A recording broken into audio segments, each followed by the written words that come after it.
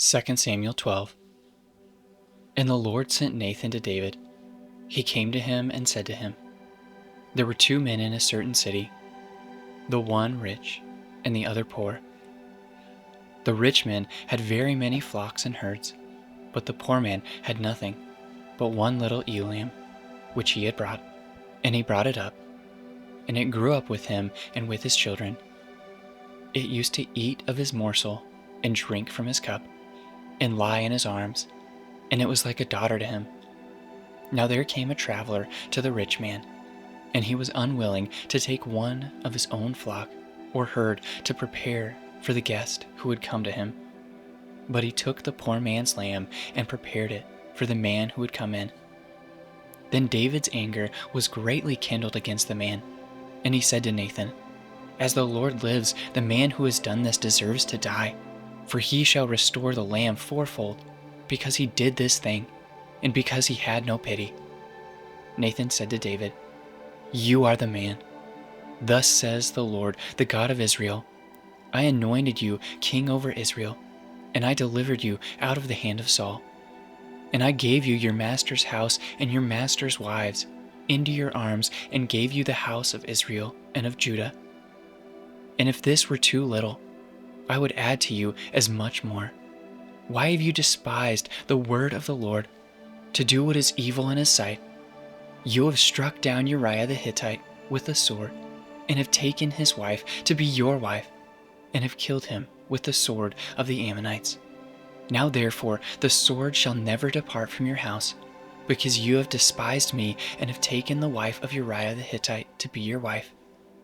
Thus says the Lord, Behold, I will raise up evil against you out of your own house, and I will take your wives before your eyes and give them to your neighbor, and he shall lie with your wives in the sight of the sun.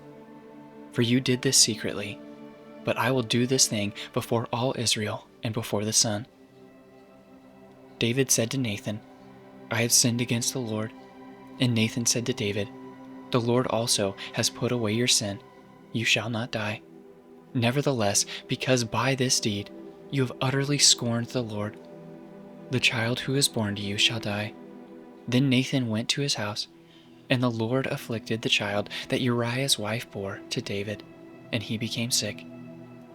David therefore sought God on behalf of the child, and David fasted and went in and lay all night on the ground. And the elders of his house stood beside him to raise him from the ground. But he would not, nor did he eat food with them. On the seventh day the child died, and the servants of David were afraid to tell him that the child was dead, for they said, Behold, while the child was yet alive, we spoke to him, and he did not listen to us. How then shall we say to him, The child is dead?